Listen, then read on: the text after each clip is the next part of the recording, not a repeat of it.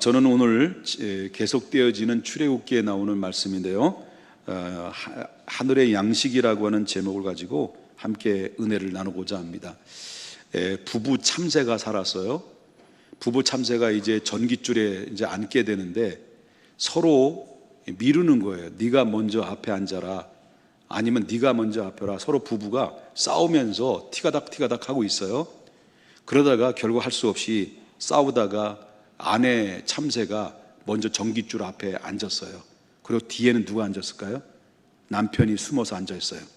그런 가운데 있을 때 포수가 총을 쏴서 그 아내 참새가 맞은 거예요. 그리고 맞아서 다 죽어가면서 이 아내 참새가 하는 얘기가, 당신은 어려운 자리에 있을 때마다 꼭 나를 앞에 세워가지고 내가 이렇게 죽게 만들겠냐 알았다고, 당신은 내 평생에 도움이 안 되는 참새놈이야 하고, 설거지를 제대로 해봤냐, 아니면 또 그렇다고 나를 호가 한 번씩 제대로 시켜봤냐, 그리고 또한 벌레도 못 물어오는 주제에 새끼들은 어떻게 앞으로 지키고 살아갈 것이냐, 그렇다고 해서 그 꼴에 또 옆에 살고 있는 참새 부인에게 찾아가서 또 새장가 들 거 아니냐, 뭐 등등 계속 조잘조잘하고 죽어가면서도 하면서 조잘조잘하면서 죽어가면서 그렇게 이야기를 계속 해드는 거예요.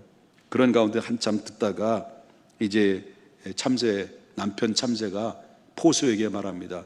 바로 아저씨, 바로 총알 한 방 남은 게 있습니까? 왜? 저 남아있는 총알로 저 주둥이를 좀 한번 쏴주셨으면 좋겠습니다 라고 이렇게 얘기했다라고 하는 것이죠. 여러분, 이게 무슨 뜻일까요? 원망과 불평은 정말 죽을 때까지 고칠 수 없는 불치병과 같다라는 얘기죠. 여러분, 이런 말이 있습니다. 무슨 말이냐면, 불평하는 사람은 천국에 가도 불평하고 감사하는 사람은 지옥에 가도 감사한다, 이런 말이 있어요. 여러분, 이스라엘 백성들은 여러분들 쭉 하나님의 말씀을 통해서 들어와서 알겠습니다만은 하나님의 큰 구원을 경험했잖아요.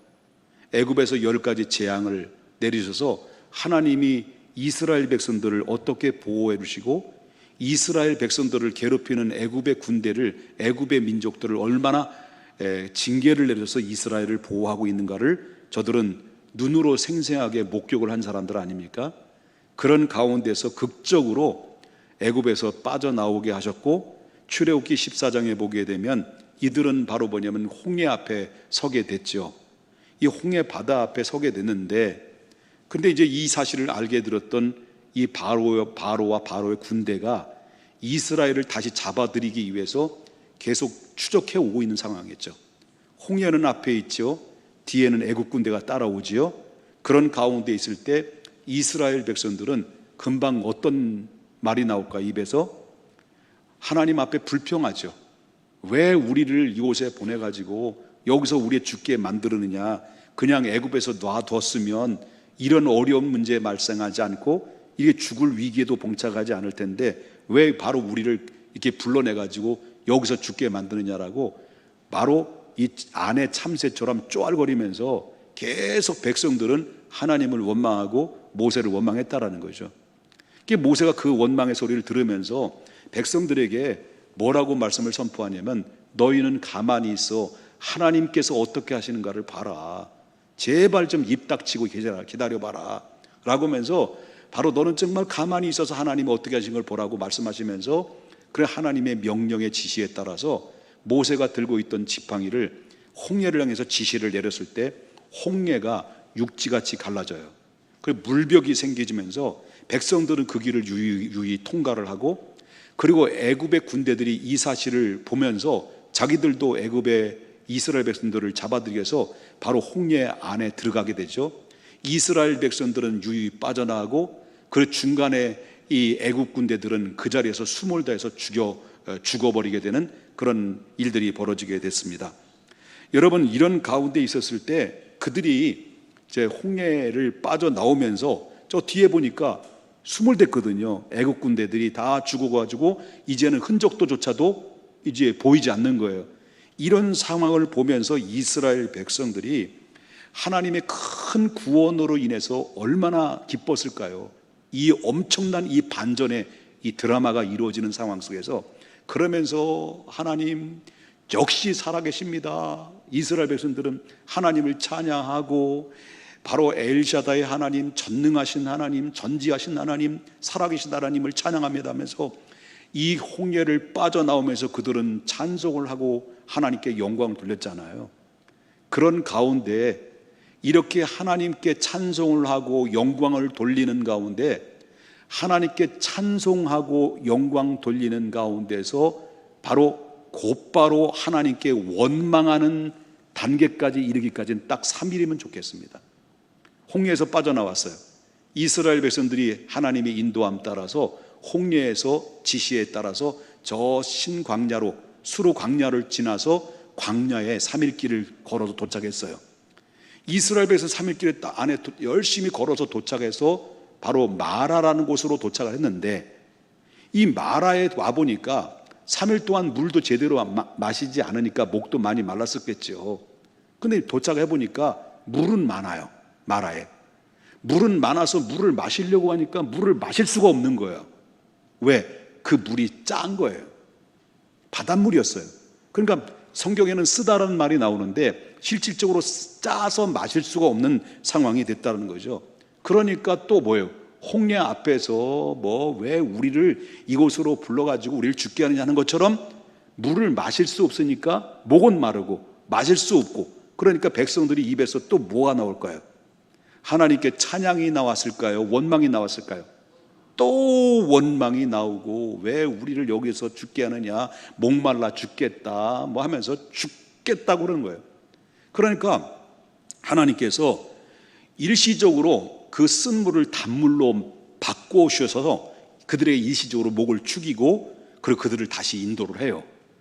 인도를 하면서 2, 3일 길 정도 와보니까 하나님이 준비해 놓으신 바로 12우물과 70그루의 종려나무가 있는 엘림으로 그들을 인도하신 거예요. 엘림에 딱 도착하니까 이게 웬 떡이냐, 바로 뭐냐면 막 우물들이 막 12우물에서 막 물이 콸콸콸콸 흘러넘치고, 그리고 또한 막 그늘이 쫙 세워지니까 이스라엘 백성들은 또 뭐 할까요? 그 물을 실컷 마시고 콸콸콸 들어 마시면서, 그래서 그들은 하나님께 어떻게 했을까요? 하나님을 찬양하고, 역시 하나님은 바로 여호와의 일의 하나님이 하면서 찬양을 하고 춤을 추면서 난리 부르스를 치고 있는 거죠. 그렇다는 거예요. 그러니까 이스라엘 백성들이 그런 가운데서 엘림에서 어느 정도 기간에 있다가 하나님이 바로 불기둥과 구름기둥으로 인도하셔서 그들을 또 어디로 이제 인도합니까? 신광야로 그들을 다시 이끌어 가요. 신광야로 이끌어 가면서 이제 신광야에 도착을 하게 되죠. 그래서 신광야에 도착하면서 그 다음부터 진행되어 있는 말씀이 오늘 본문에 저와 여러분이 함께 읽었던 말씀이 시작이 되는 겁니다. 자, 이스라엘 백성들이 바로 신광야에 들어서면서 애굽에서 빠져나왔을 때, 그때부터 신광야까지 도착하는 그 시간까지는 어느 정도의 기간이 걸렸냐면 15일이 걸린 거예요. 한 달 보름이 걸린 거예요. 한 달 보름이 걸리다 보니까 그들이 이제 가지고 나왔었던 때는 뭘 가져오냐, 애굽에서 금가락지, 은가락지, 폐물들을 전부 다 가지고 그들이 기울렀던 가축들을 다 데리고 왔잖아요. 그것만 가지고 온 것이 아니라 그들이 뭐예요? 먹어야 되잖아요. 먹어야 되니까 그들이 식량을 들고 온 거예요. 며칠분? 약 넉넉하게 15일 정도의 기본적으로 아마 그들은 들고 왔을 거예요. 왜냐하면 그들의 생각에는 애굽에서 출발하면 하나님이 약속의 땅, 가나안 땅까지 가기까지는 11일이면 갈 수 있기 때문에 11일이면은 이제 넉넉하게 더 잡아서 15일 정도의 식량분을 개인별로 준비하면 충분히 식량에선 부족함이 없을 거라는 계산의 방법을 통해서 그들은 15일 정도의 질을 가져온 거죠. 그런데 이 15일 정도 가져왔는데 하나님께서 11일이면 갈 수 있는 거리를 그것으로 인도하지 않고 그들을 끄집어내서 끌어내려가지고 홍해로 내려오고, 그 다음에 바로 수르 광야를 거쳐서 마라에서 엘림으로, 엘림에서 신 광야로 반대 방향으로 인도하다 보니까 어느덧 15일이 세월이 지난 거예요. 15일이 지나면서 식량을 가져왔던 식량들이 다 떨어지고 없는 거죠. 없게 됐죠. 여러분, 그때 당시에 이스라엘 백성들이 나왔을 때 인구가 어느 정도냐? 장정만 60만 명이거든. 장정만. 평택 시민보다 더 많은 거겠죠. 그냥 장정만 60명이 대군이 나왔는데, 그래서 이 아무리 애굽에서 양식을 많이 넉넉하게 가져왔다 할지라도 이미 양식이 다 떨어지고 없어지게 된 거예요. 그러니까 바로 이스라엘 백성들은 과거에 하나님이 어떻게 베풀으셨고 엘림이라는 곳까지 인도하셨던 것을 다 기억하면 좋은데, 그들은 다 잊어버리고 지금 당장 먹을 것이 없는, 식량이 없는 이 문제 앞에 그들은 뭐예요? 하나님을 원망하고 그 지도자, 그들을 이끌었던 지도자 아론과 모세를 또 원망하기 시작하는 거죠. 이게 반복적인 원망이 계속 이루어지게 되죠. 이것이 바로 오늘 저와 여러분이 함께 읽었던 3절에서 소개하고 있습니다. 3절을 볼까요? 3절에 어떻게 하는지, 그들의 입에서 또 어떤 원망이 나오는지 봅시다. 이스라엘 자손이 그들에게 이르되 우리가 애굽 땅에서 고기 가마 곁에 앉아 있던 때와 떡을 배불리 먹던 때에 여호와의 손에 죽었더라면 좋았을 것을 너희가 이 광야로 우리를 인도해 내어 이 온 회중이 줄여 죽게 하는도다 그랬습니다. 이건 무슨 말, 쉽게 말하면 그거예요. 죽긴 죽더라도, 우리가 죽긴 죽더라도 애굽에서 그냥 차라리 고기 가마 곁에서 고기 실컷 먹고 그냥 죽으면 좋은데, 너희들이 왜 가만히 있는 우리들을 이끌어가지고, 애굽에서 이끌어가지고 여기에서 그냥 굶어서 죽게 만드느냐라고 하나님 앞에 원망하고 그들인 지도자인 모세와 아론을 원망하는 가운데서 확 돌변해 버렸다는 거죠. 돌변해 버린 거예요. 자, 이처럼 이스라엘 백성들은 상황의 달라짐에 따라서, 어떤 상황이 달라짐에 따라서 이들은 뭐냐면 애굽에서 정말로 옛날 과거의 애굽을 들먹거리면서 왜 우리를 막 그때 있을 때가 더 좋았다, 우리를 왜 불러냈느냐라고 과거를 들먹거리면서, 애굽을 들먹거리면서 원망을 했다라는 거죠. 쉽게 말한다면 서로 부부의 관계를 가지고 있는데 남편이 마음에 안 들어. 남편이 마음에 안 들고 속이 상한 거예요. 늘 남편이 불평이 되고 불만이 생겨요. 그럴 때마다 남편이 마음에 안 들 때마다 꼭 누구 생각나요? 과거에 교제했던 그 옛날 남자친구, 그 친구하고 결혼했으면 내가 좋았을 것을, 이 생각하는 거예요.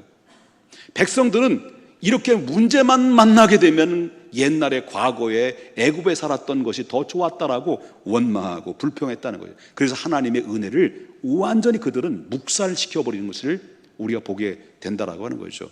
이걸 종합해 보면 뭐예요?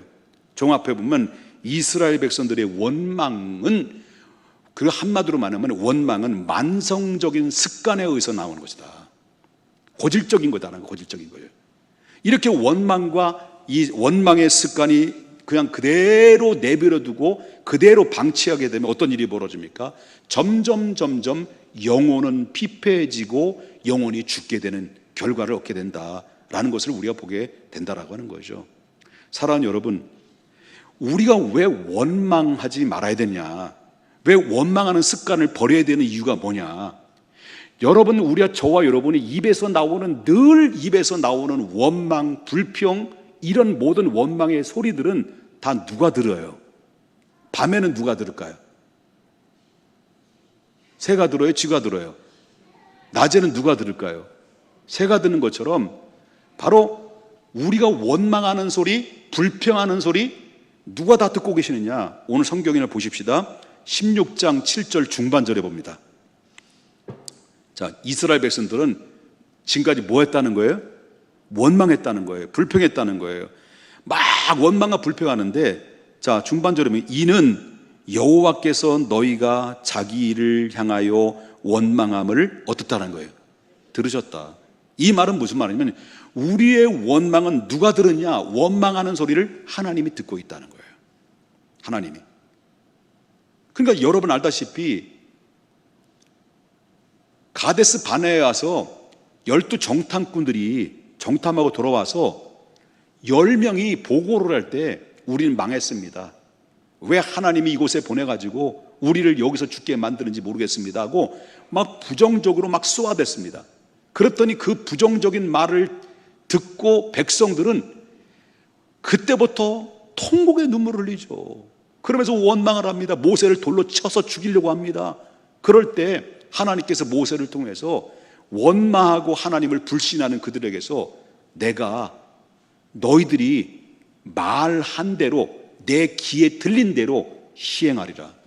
다시 말하는 그렇게 원망하고 불신하는 백성들은 결국 가나안 땅에 들어가지 못해서 광야에 전부 다 죽게 될 것이다라는 심판의 말씀을 그들이 전해주는 거죠. 그만큼 원망과 불평의 말 한마디 한마디 쏟아내는 내 입에서 흘러나오는 일들은 우리가 사람이 듣는 것뿐 아니라 바로 쥐가 듣는 것뿐만 아니라 새가 듣는 것뿐만 아니라 전능하신 하나님이 내 원망의 소리를 다 듣고 있다라는 것을 우리 기억해야 된다라고 하는 거예요.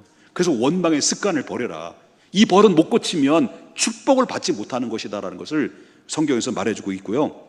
또 여기에 또 한 가지 짚고 넘어가야 될 것이 바로 뭐냐면 이스라엘 백성들은 하나님을 원망을 뛰어넘어서 누구를 원망해요? 눈에 보이는 사람들을 원망하잖아요. 그럼 누구를 원망했을까요? 그들을 이끌은 모세, 지도자를 또 원망하게 되는 거예요. 실질적으로 자기끼리 싸웠어. 자기끼리 싸우니까 결론이 안 나면, 성이 안 풀리면 누구에게 그 원망을 돌려요? 지도자에게 돌리는 거죠. 모든 상황대 지도자에 돌리는데, 그런데 우리가 문제가 뭐 있어요? 문제가 뭐냐? 여기서 지도자를 원망하는 것은 곧 누구를 원망하는 것이냐고 말하냐면 하나님을 원망하는 것이다 그래요. 여러분 보세요. 16장 8절 중반절 보겠습니다. 너희의 원망은 우리를 향하여 함이 아니요 누구를 향한다는 거예요? 예? 여호와를 향하여 함이라. 이것은 하나님이 세운 이 모세와 아론을 원망하는 것은 곧 누구를 원망한다는 거예요? 하나님을 원망하는 것과 같다라고 하는 거예요.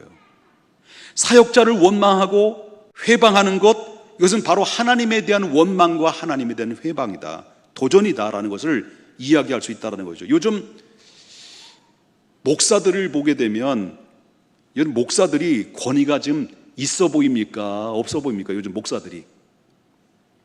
여러분 입에서 뭐 나오기가 좀 불편해서 말씀을 다 안 하시는 것 같은데 요즘 목사들이 권위가 땅에 다 떨어졌어요. 그래서 목사들 그러면 목사 그러면 목사 그러면 결국 뭐예요? 꼭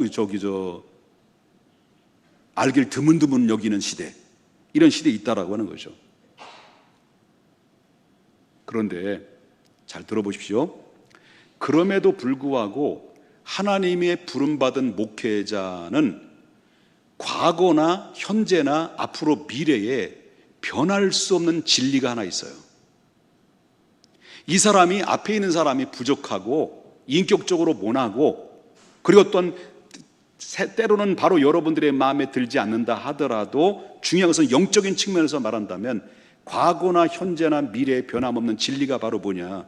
목사는 사람에 의해서 세워진 것이 아니라 하나님이 세운 하나님의 대리자라는 것을 기억해야 된다라고 하는 거예요. 그래서 누구든지 하나님의 사역자를 원망하거나 하나님의 사역의 영역의 범위에서 여러분 원망하고 거기에서 회방해서는 안 된다라고 하는 겁니다. 이것을 바로 모세와 아론을 향해서 원망하는 이스라엘 백성들을 향해서 주셨던 말씀의 교훈으로 우리가 또 받게 되는 것이다라고 볼 수 있겠고요. 또 한 가지는 우리가 원망의 습관을 버려야 될 것이 바로 뭐냐고 말한다. 원망하면 망해요. 원망이 습관이 되면 망한다는 거예요. 여러분 고린도전서 10장 10절에 보게 되면 뭐라고 말합니까? 뭐라고 말하냐면 저희 중에 어떤 이들은 원망하다가 멸망시키는 자에게 멸망당했다고 했어요. 그리고 또한 야고보서 5장 9절에 나오는 말씀을 형제들아 서로 원망하지 마라. 서로 원망하지 마라. 부부의 관계도 마찬가지예요. 원망이 부풀리고 태산을 이루게 되면 부부의 관계는 깨지는 거예요. 그렇기 때문에 형제들아 서로 원망하지 마라. 그리하여 심판을 면하라. 보라, 심판자가 문 밖에서 계시니라 말씀입니다. 그렇기 때문에 원망은 하면 할수록 원망은 폭은 넓어지게 된다 라고 하는 것을 기억해야 된다는 거죠. 옆에 분 인사합시다. 원망하지 마자. 왜 반말이냐? 원망하지 말아야 돼요. 원망은 늘어요. 못 써. 감사해야 돼요. 아멘 하셔요. 아멘. 예? 자, 지금까지 이스라엘 백성들의 만성적인 습관적으로 찾아오는 원망에 대해서 여러분 들었어요. 지금까지 제가 전한 말씀이. 그렇다면 여러분이 이 설교를 듣고 이스라엘 백성들을 평가를 해본다고 한다면 이스라엘 백성들은 나쁜 놈들이에요. 나쁜 놈들이에요. 다 성격이 소심형, A형, 그 다음에 또 이렇게 내성적을 가지고 있는 내성적을 가지고 있어서 표현을 잘 못하시겠죠. 다시 한번 물어볼게요. 설교를 들어보니까 이스라엘 백성들이 하나님을 향해서, 지도자를 향해서 나쁜 놈들일까요? 나쁜 놈들일까요? 나쁜 놈들이죠.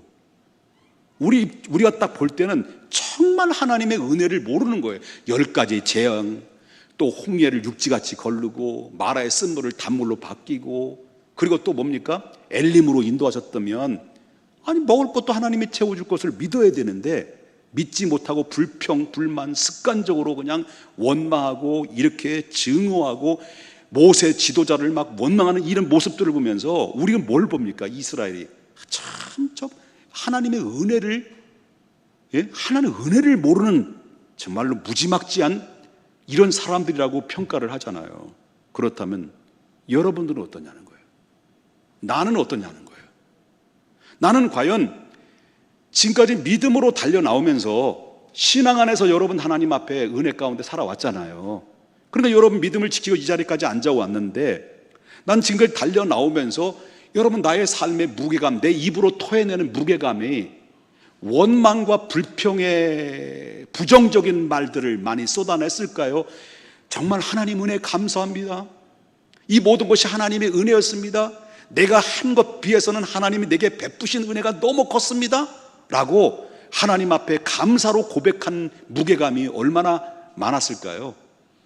우리는 하나님의 은혜를 받고 있으면서도 불구하고 매사일 습관처럼 원망하고 불만족하고 뭐가 불만이 많은지 계속 입으로 쪼아대는 그 안의 참새처럼 이렇게 불망을 쏟아놓지 않느냐는 거예요.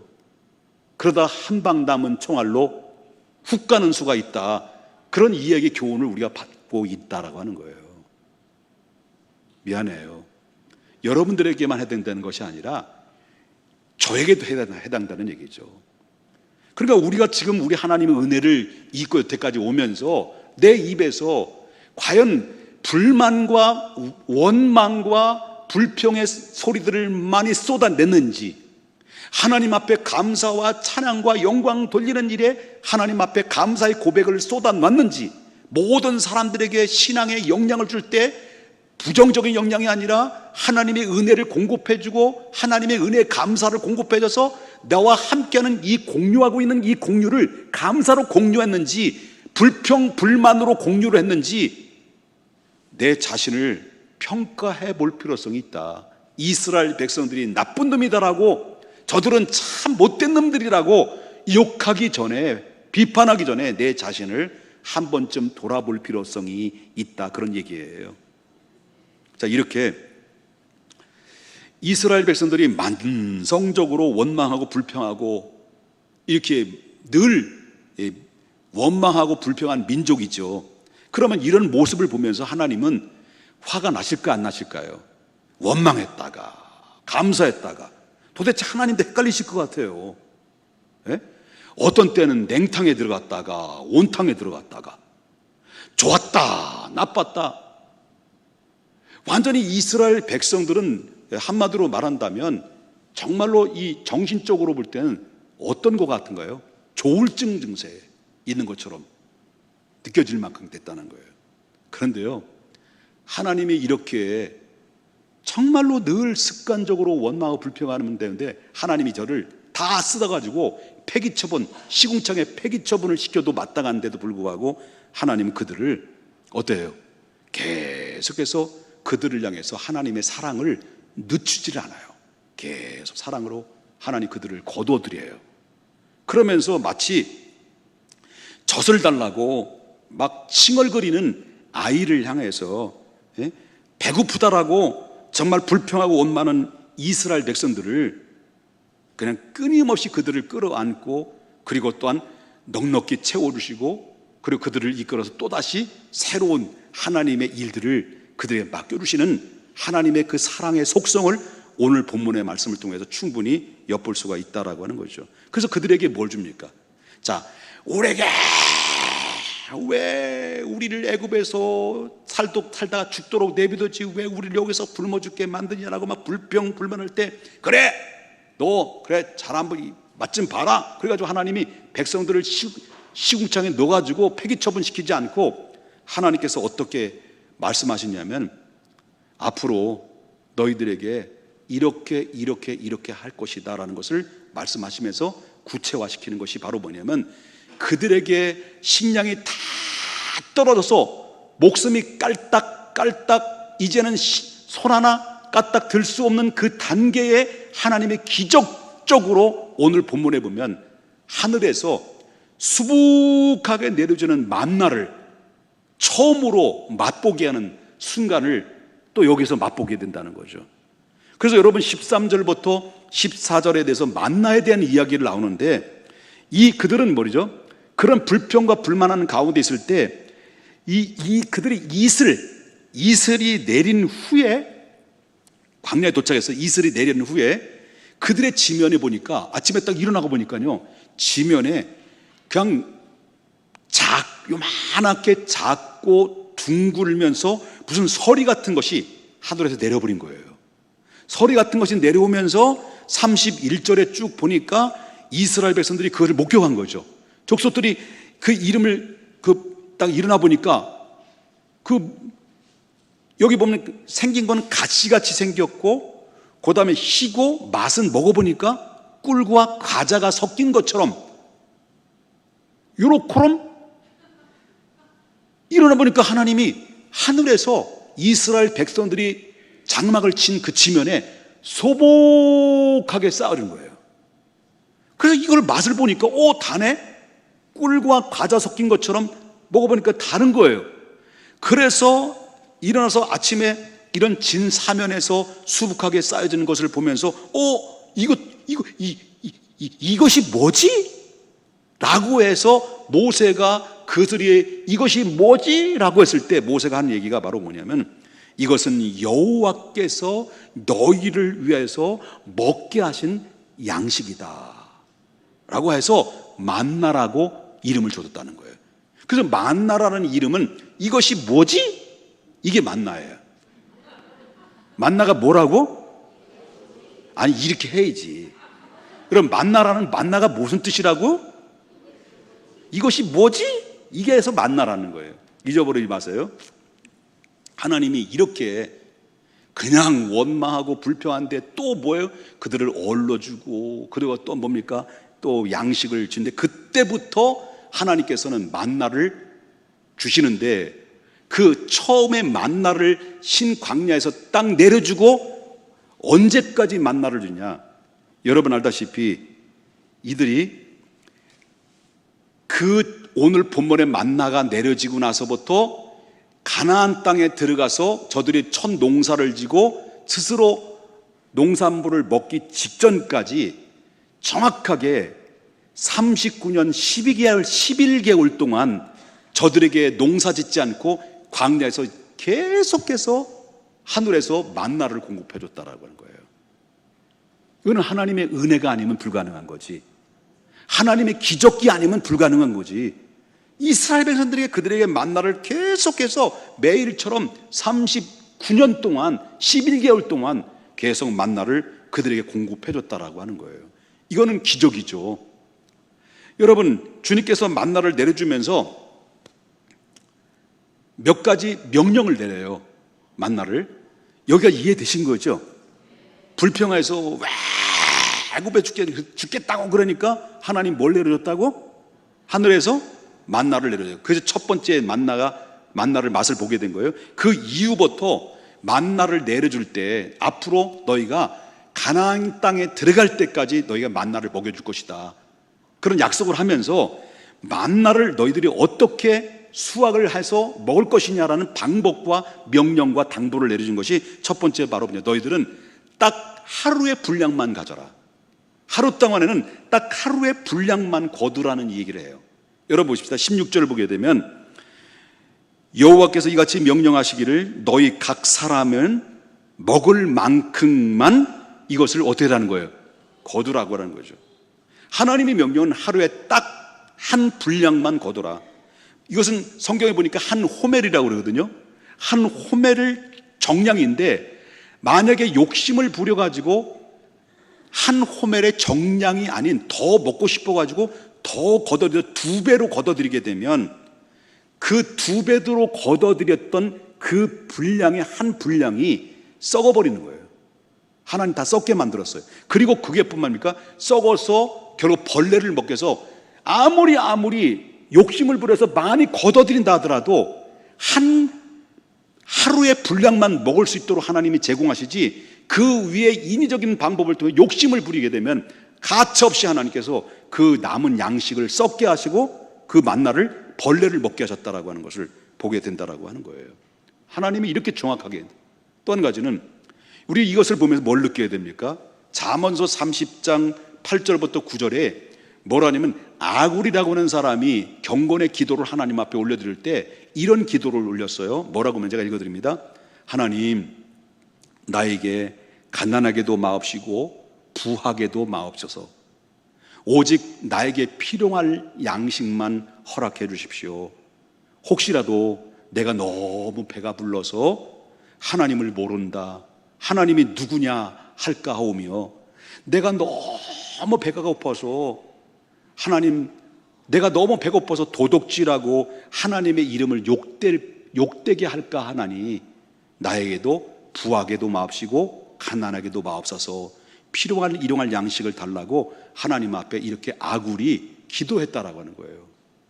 바로 필요할 양식만 거두라는 이 말 앞에 이 아굴의 기도는 상당히 밀접한 관계를 가지고 있는 것이 바로 뭐냐면, 우리가 여러분 돈이 많아서 겸손해질 수 있으면, 돈이 많으면 많을수록 겸손하면 얼마나 좋겠습니까?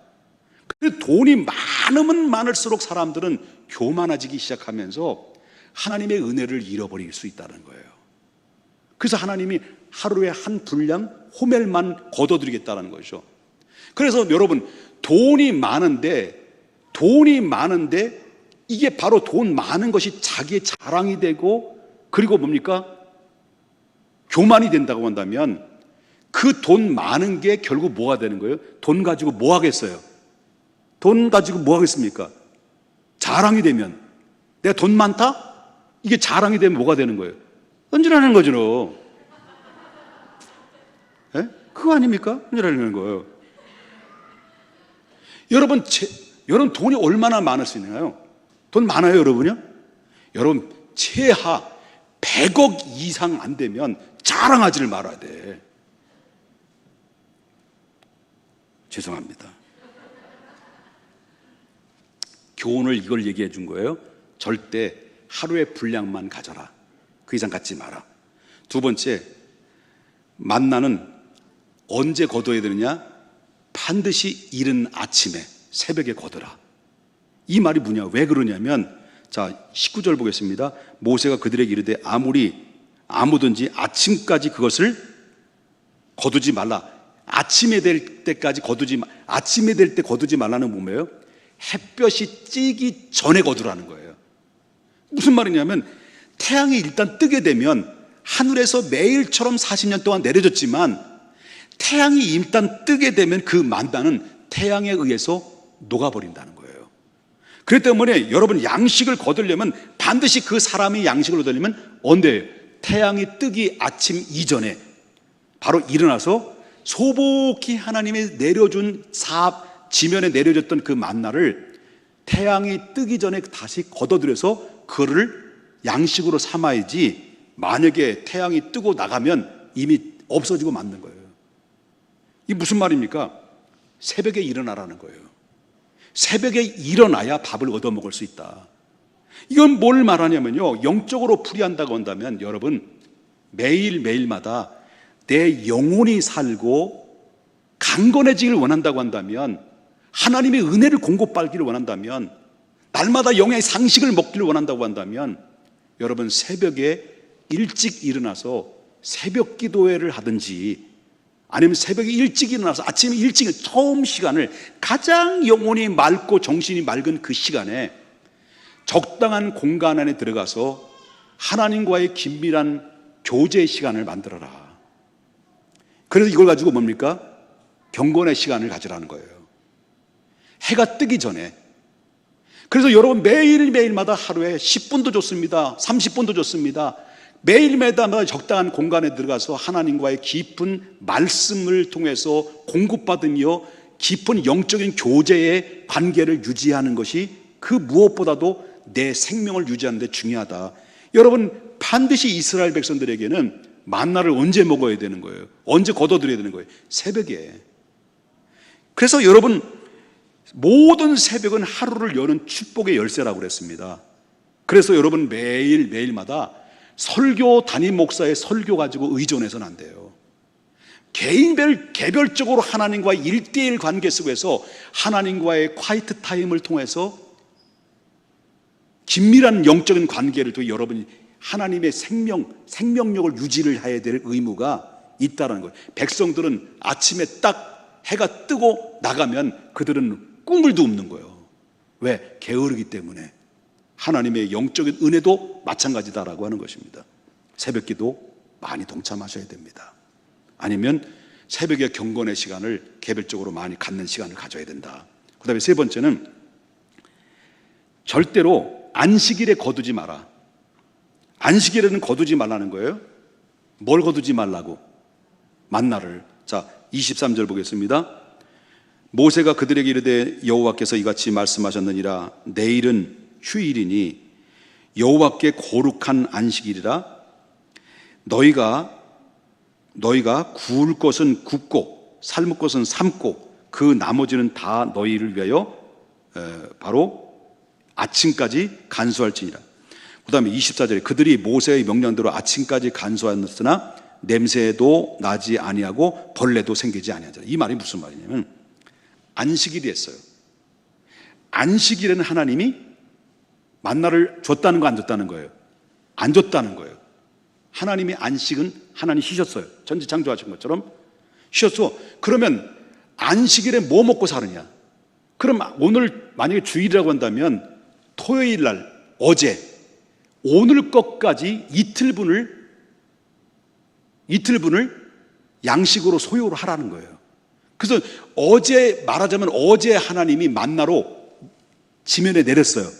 그럼 백성들이 아침에 일찍이 나가서 그 토요일 분만 걷어들인 것이 아니라 내일은 쉬는 날이기 때문에 여호와 쉬는 날이 안식일이기 때문에 언제까지? 오늘 것까지 이틀분을 토요일 날 그들은 걷어들이겠다는 거예요. 옛날에 평일날에는 욕심이 많아가지고 이틀분을 걷어들이게 되면 나머지 그 이틀분은 벌레를 먹고 아니면 썩어버리는데, 이 토요일날, 예를 들어 토요일날 이틀분을 가지면 썩지 않고 나머지 주일날에도 먹을 수 있도록 하나님께서 그 만나의 생명의 만나를 보호해 주시고 지켜주셨다는 얘기예요. 이해되셨습니까? 그러니까 안식일 전날에는 해가 뜨기 전에 일찍 나가서 뭐예요? 이틀분을 준비하도록 했다 라고 하는 것입니다. 왜? 안식일 날은 하나님이 만나를 공급하지 않았어요. 왜? 하나님이 천지를 창조하셔 제7일 때는 쉬셨다는 것이에요. 그렇기 때문에 이 성경은 그날에 여호와의 날이라고 했고 거룩히 지키라고 말했습니다. 그래서 사업하고 장사하는 분들이 오해하지 마십시오. 뭐 특수한 상황일 수도 있었으니까 뭐 그럴 수도 있겠지만은 대부분 우리는 생각해야 됩니다. 왜 우리의 사업을 하든지 장사하는 사람들이 왜 주일을 닫지 못하고 쉬지 않는 이유가 뭘까요? 내가 만약에 사업을 하고 장사를 하면 주일날을 쉬게 되면 주일날에 장사를 하지 못하니까 수익이 줄어든다라는 계산에서 나오는 것 때문에 섣불리 주일을 문 닫지 않는 이유가 그거 아닙니까? 그런데 이 믿음을 가지고 있어야 된다는 거죠. 이 믿음을 가지라는 게 뭐예요?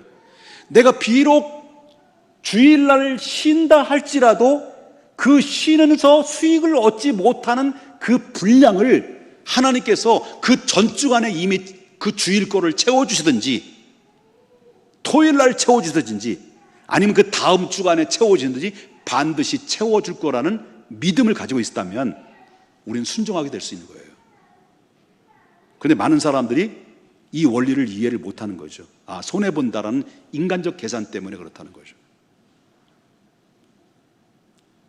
여러분, 그러니까 안식일에 쉰 만큼 뭐예요? 하나님이 채워주신다는 원리가 여기에 그대로 적용한다면 우리도 주일날에 모든 걸 내려놓고 오직 하나님께 예배드리고 하나님께 영광 돌릴 날을 하나님 앞에 헌신하고 봉사하는 날로 정한다면 하나님께서 이 주일날 여러분이 헌신하고 봉사하고 거기에 내가 사업을 하지 못하고 내가 장사하지 못하는 그 분량은 이미 하나님이 채워주는 거다라는 거예요.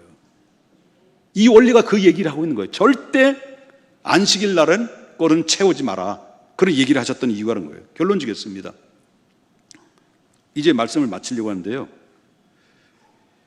만나는 이스라엘 백성들에게 40년 동안 광야 생활을 하면서 하나님이 먹여줬어요. 그들이 노력해서 얻은 게 아니에요. 하나님이 기적처럼 매일매일마다 하나님이 40년 동안 그들에게 먹여준 거예요. 정확하게 39년 11개월 동안. 그런 의미에서 만나는 참 생명 대신 참 생명의 양식이 되시는 예수 그리스도를 예표하는 것이다라는 것을 알아야 돼요. 여러분, 하늘에서 그 만나는 하늘에서 내려온 것처럼 바로 예수 그리스도께서 바로 이 땅의 하늘에서 우리의 생명을 주시기 위해서 이 땅에 내려오신 분이 누구냐? 예수님이다라는 거예요. 구약에서 보여준 만나가 뭐예요? 구약에서 보여준 만나는 바라 훗날에 인류를 구원하게 해요. 수많은 영혼들에게 영원한 생명을 주기 위하여 하늘에서 내려올 예수 그리스도가 훗날에 하늘에서 내려와서 모든 사망에 이를 수밖에 없는 저들의 영혼을 영원한 생명을 주기 위해서 생명의 떡으로 오실 분이 출현될 것이다라고 하는 것을 구약의 만나를 주면서 보여주면서 장차 오실 예수 그리스도를 예표한 사건과 모형과 그림자가 바로 그런 사건이라는 거예요. 그래서 예수님께서 자기를 향해서 누구냐? 그 만나에 대해서 이렇게 얘기를 해요. 예수님이 그 만나가 뭘 의미하느냐? 예수님이 뭐라 말씀하시기를 요한복음 9장 49절부터 51절에 예수님이 말해요. 너희 조상들은, 오늘 본문에 있었던 일이죠. 너희 조상들은 광야에서 뭘 먹었다는 거예요? 만나를 먹었어도 죽었다는 거예요. 이는 하늘에서 내려온 떡이니 사람으로 하여금 먹고 죽지 아니하게 하는 것이니라.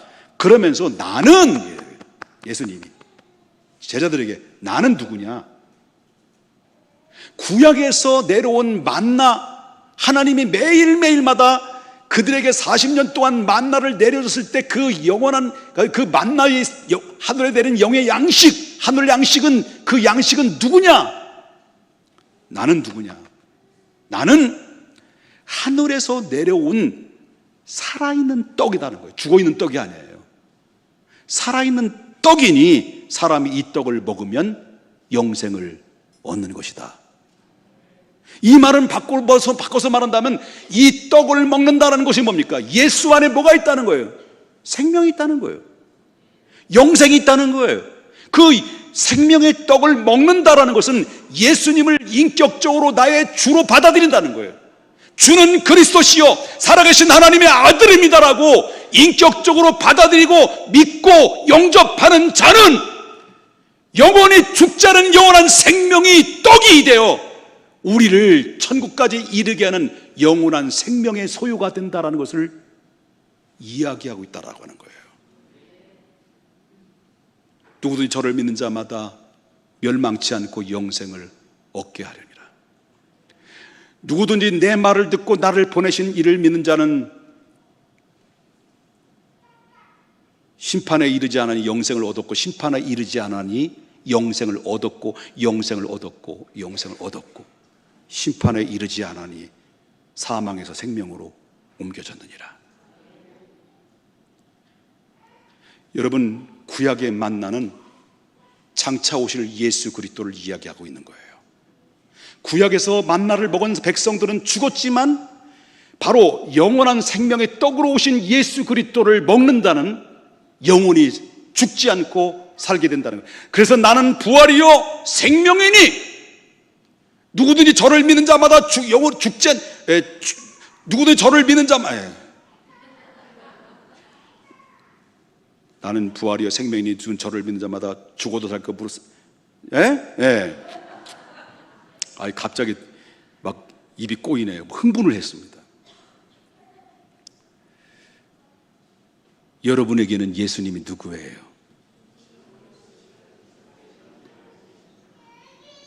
정말 그래서요? 다시 한번 물어봅니다. 여러분들은 예수님 누구라고요?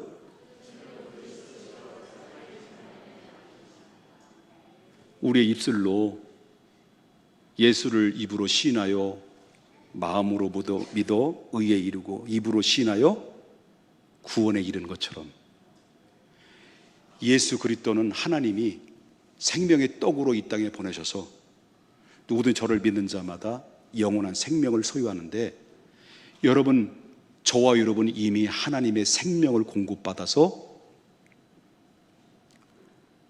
하나님의 나라에 들어가는 거룩한 백성이 되었다는 사실을 믿으십니까?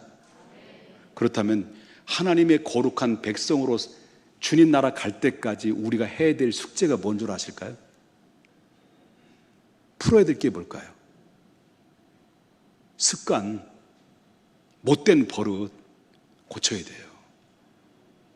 주님 나라 갈 때까지 우리가 꼭 고쳐야 될 것은 불평, 원망, 이 고질적인 이것들을 고치지 않고는 행복한 신앙생활이 아니라 고난의 신앙생활이 된다는 거예요. 행복한 신앙이 아니라 고난의 신앙생활이 아니라, 여러분, 고난의 신앙생활이 아니라 행복한 신앙으로 여러분 주님 나라 갈 때까지는 우리가 어떻게 해야 되겠습니까? 이미 영생은 소유한 백성으로서 습관적인 불평과 원망을 내려놓고 그거를 바꾸라는 거예요. 감사로, 찬양으로 바꾸라는 거예요. 그럴 때 여러분의 신앙생활은 고난의 신앙이 아니라 행복한 신앙이고 복된 신앙이며 찬란한 하나님 영광 앞에 부끄러울 것이 없는 사람으로서 서게 된다. 주님이 오실 그날 때까지 여러분, 우리의 입술을 통해서는 고질적인 습관을 버려라. 원망과 불평, 그리고 오히려 하나님 앞에 감사로 영광을 돌려라. 그러면 드릴 때 드릴수록 하나님께서는 여러분에게는 행복하고, 상황은 달라지지 않습니다. 환경도 달라지지 않아도 내 안의 복판에는 내 배에서 생수의 강이 흘러 넘치는 축복의 주인공이 된다는 사실을 여러분 믿으셔야 될 줄 믿습니다. 거룩하신 하나님 아버지, 주님의 은혜와 사랑을 아버지 하나님께 감사를 드립니다.